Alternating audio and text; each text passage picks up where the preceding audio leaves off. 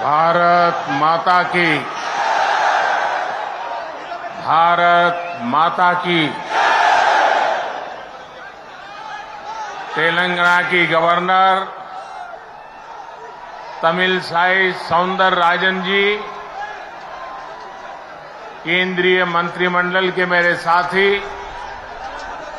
अश्विनी वैष्णव जी, इसी तेलंगाना की धरती के पुत्र और मंत्रिपरिषद में मेरे साथी श्री जी किशन रेड्डी जी,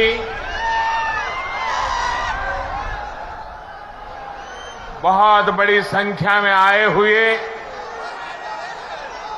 तेलंगाना के मेरे प्यारे भाइयों और बहनों, प्रियमैना సోదరా సోదరి మణులారా, మీ అందరికీ నా హృదయపూర్వक नमस्कार बोलो।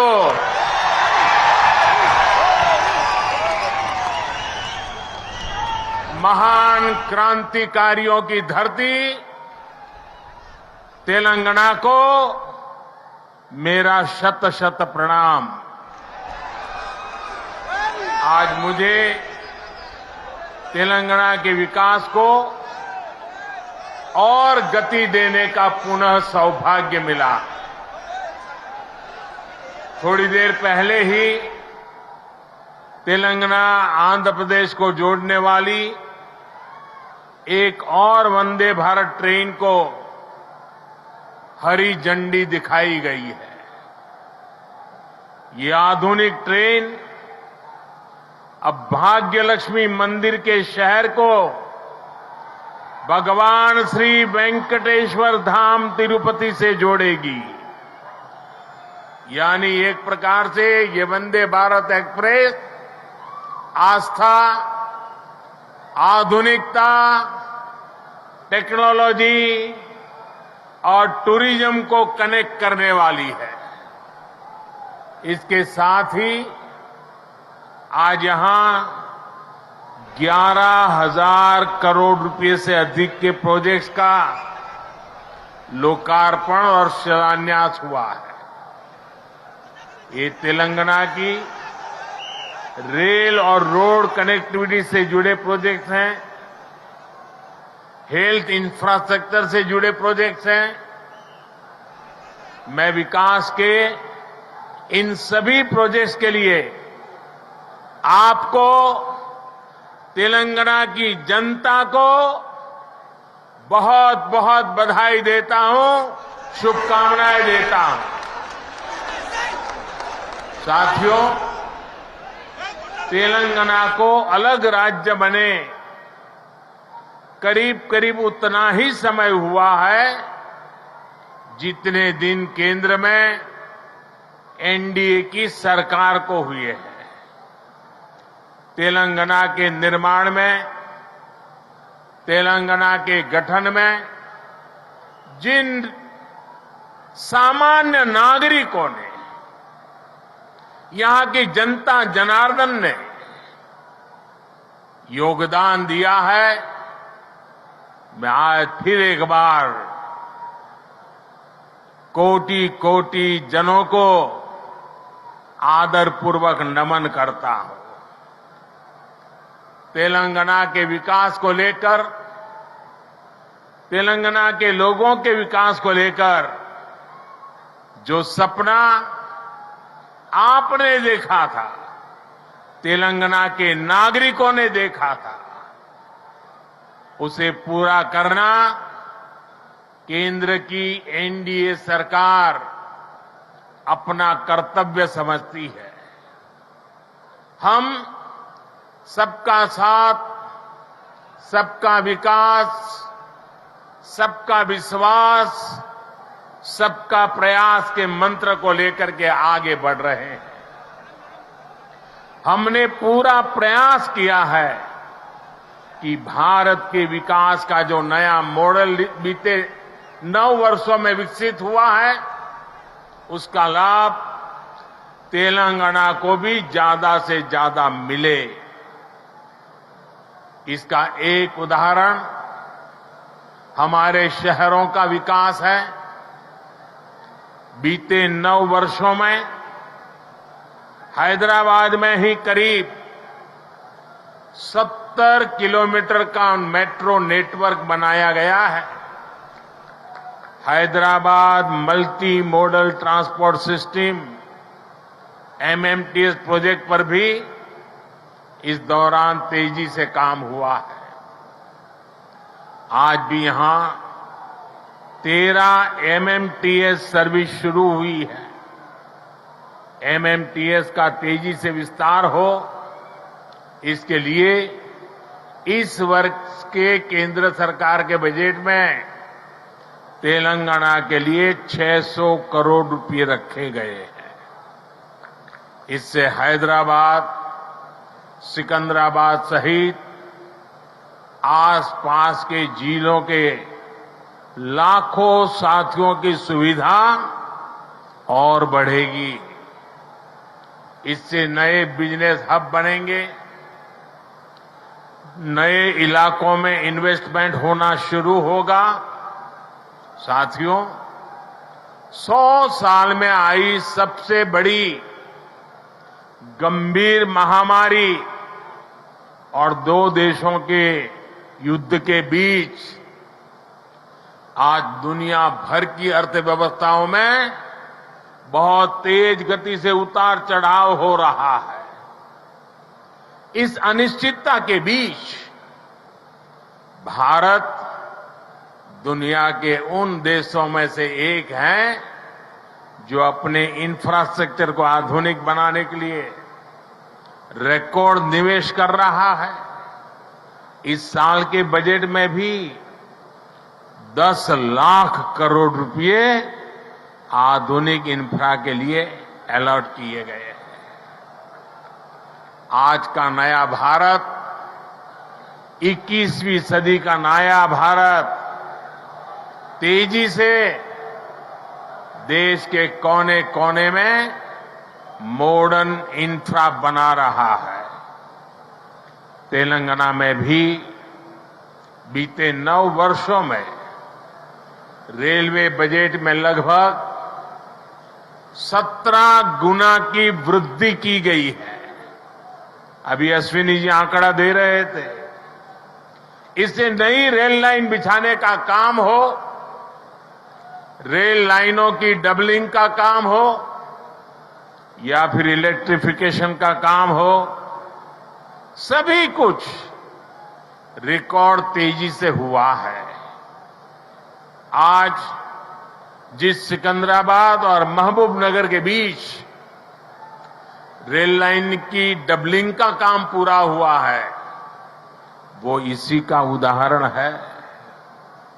इससे हैदराबाद और बेंगलुरु की कनेक्टिविटी भी बेहतर होगी।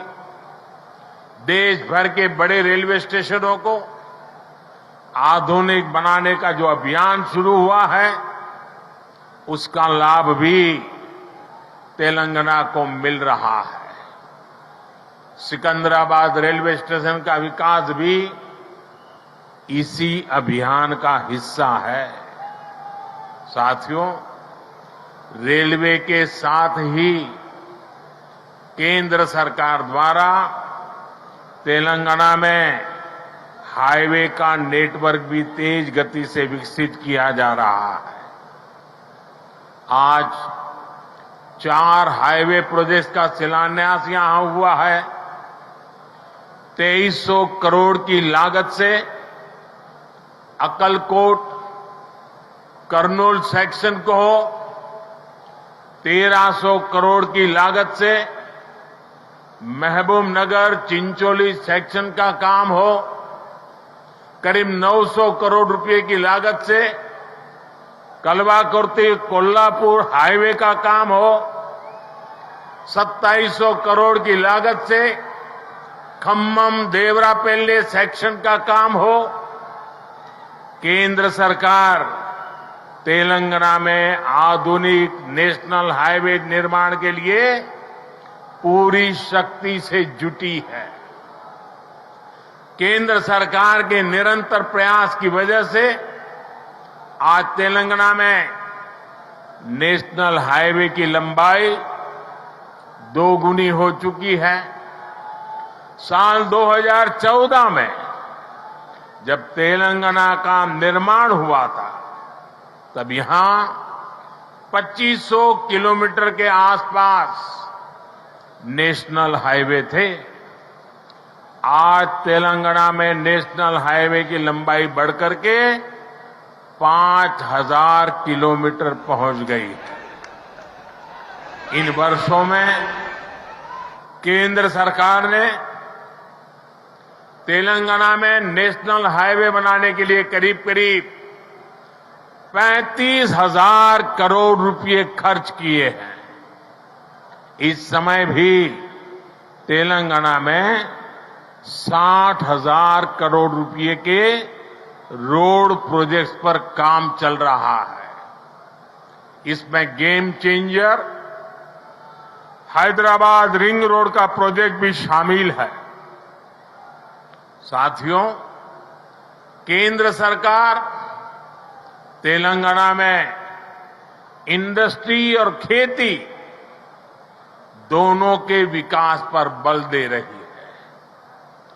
टेक्सटाइल ऐसा ही उद्योग है जो किसान को भी और मजदूर को भी दोनों को बल देता है।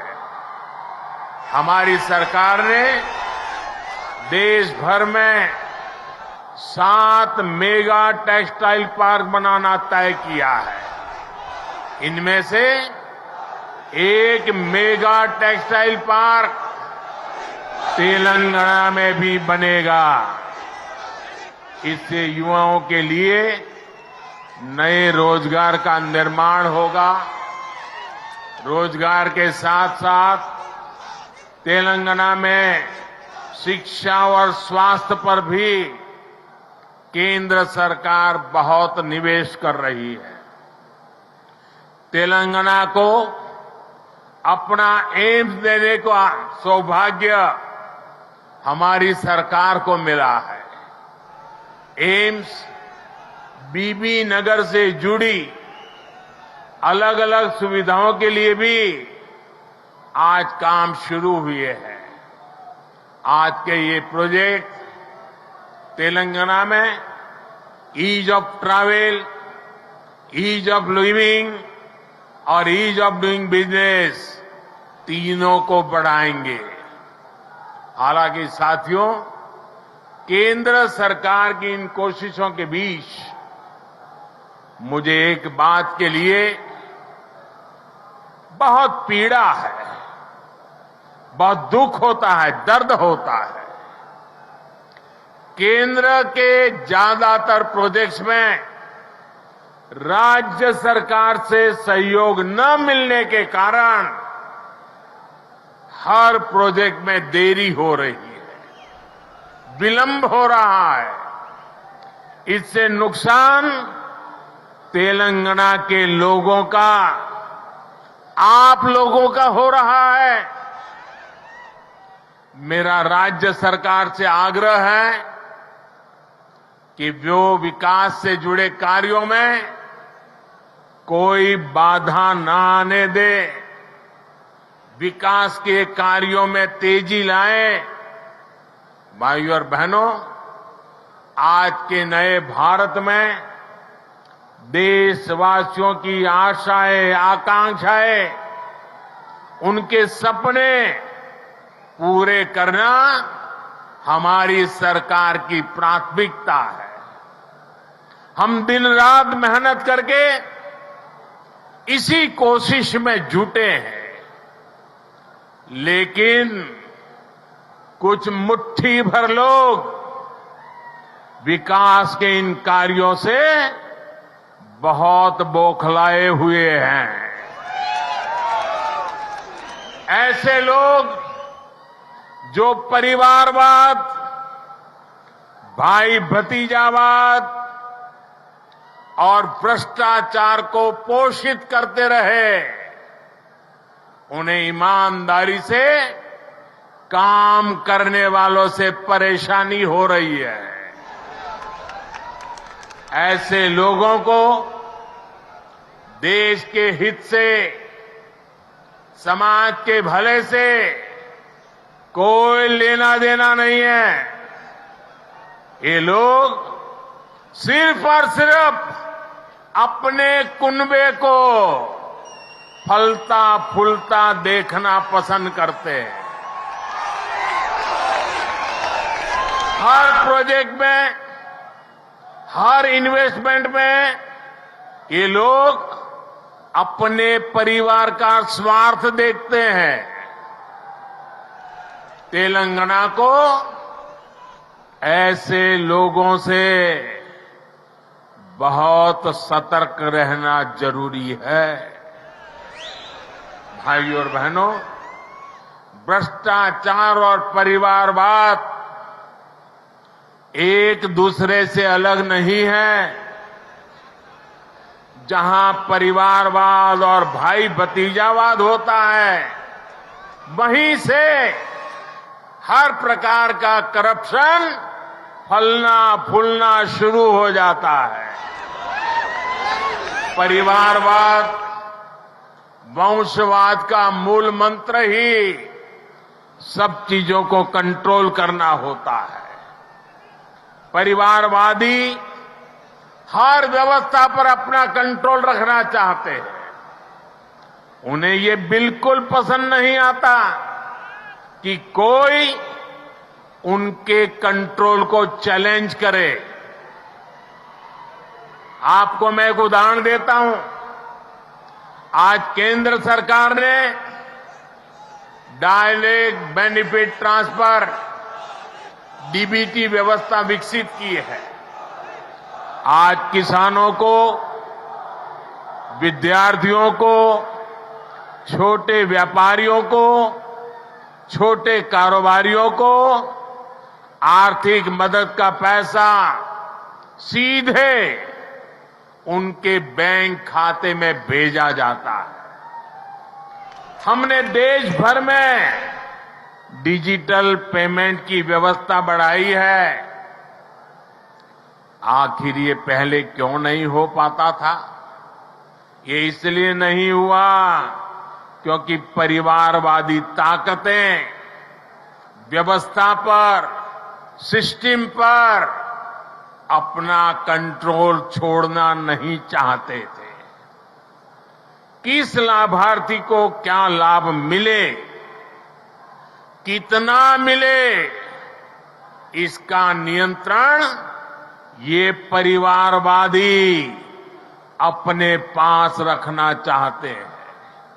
इससे इनके 3 मतलब सकते थे। एक, इनके ही परिवार की जय जयकार होती रहे। दूसरा, करप्शन का पैसा इनके परिवार के पास ही आता रहे।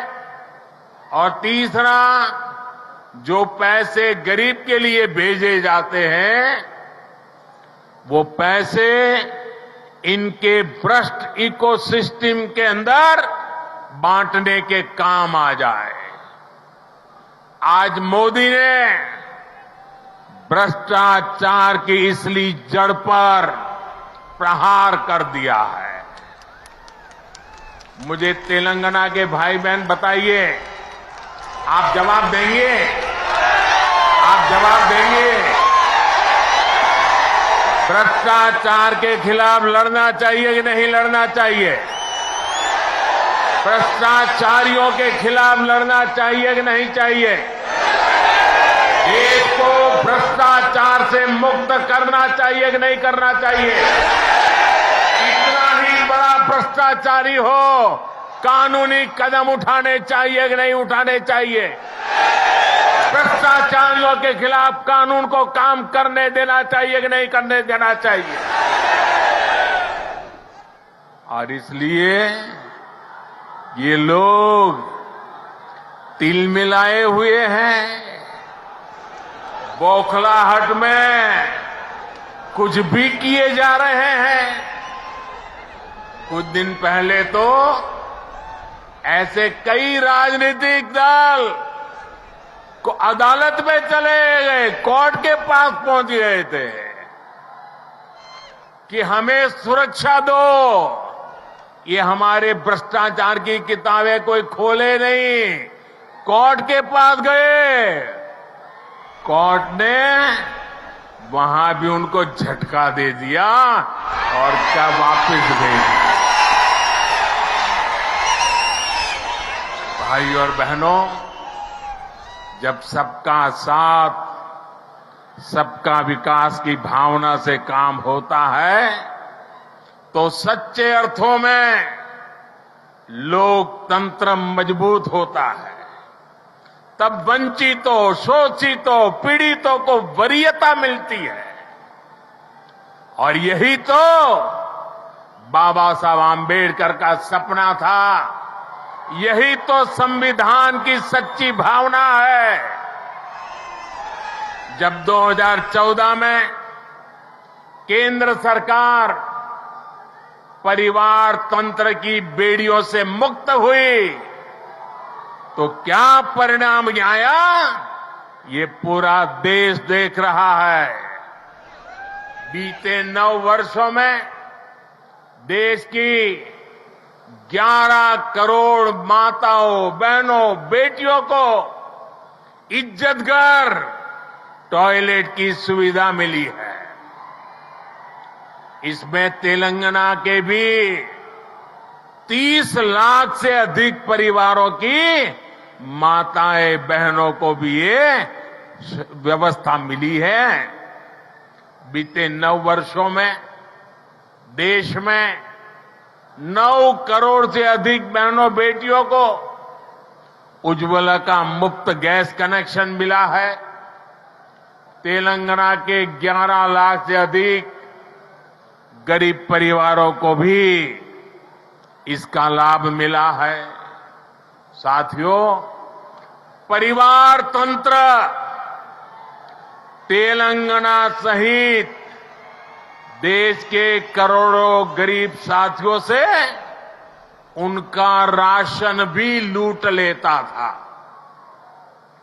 हमारी सरकार में आज 80 करोड़ गरीबों को मुफ्त राशन उपलब्ध कराया जा रहा है।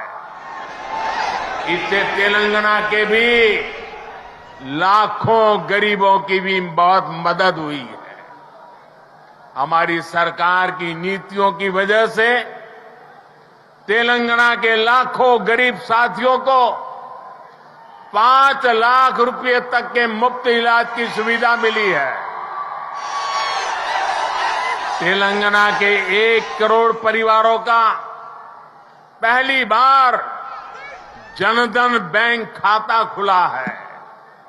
तेलंगाना के 2.5 लाख छोटे उद्यमियों को बिना गारंटी का मुद्रा ऋण मिला है। यहां 5 लाख स्ट्रीट वेंडर्स को पहली बार बैंक लोन मिला है। तेलंगाना के 40 लाख से अधिक छोटे किसानों को पीएम किसान सम्मान निधि के तहत लगभग 9,000 करोड़ रुपए भी मिले। ये वो वंचित वर्ग है जिसको पहली बार वरीयता मिली है, प्राथमिकता मिली है। साथियों, जब देश तुष्टीकरण से निकलकर सबके संतुष्टीकरण की तरफ बढ़ता है, तब सच्चा सामाजिक न्याय जन्म लेता है। आज तेलंगाना सहित पूरा देश संतुष्टीकरण के रास्ते पर चलना चाहता है, सबका प्रयास से विकसित होना चाहता है। आज भी तेलंगाना को जो प्रोजेक्ट मिले हैं वो संतुष्टीकरण की भावना से प्रेरित है, सबका विकास के लिए समर्पित है। आजादी के अमृत काल में विकसित भारत के निर्माण के लिए तेलंगाना का तेज विकास बहुत जरूरी है। आने वाले 25 साल तेलंगाना के लिए भी बहुत महत्वपूर्ण है। तेलंगाना के लोगों को तुष्टीकरण तथा भ्रष्टाचार में डूबी हर ताकतों से, ऐसी हर ताकतों से दूर रहना ही तेलंगाना के भाग्य को निर्धारित करेगा। हमें एकजुट होकर तेलंगाना के विकास के सारे सपनों को पूरा करना है। इन सारे प्रोजेक्ट्स के लिए एक बार फिर तेलंगाना के मेरे प्यारे भाइयों बहनों को मैं बहुत बहुत बधाई देता हूं। ये मेरे लिए अत्यंत संतोष की बात है, इतनी बड़ी तादाद में तेलंगाना के उज्जवल भविष्य के लिए, तेलंगाना के विकास के लिए आप हमें आशीर्वाद देने के लिए आए हैं। मैं आपका हृदय से आभार व्यक्त करता हूं। बोलिए भारत माता की, भारत माता की, भारत माता की। बहुत बहुत धन्यवाद।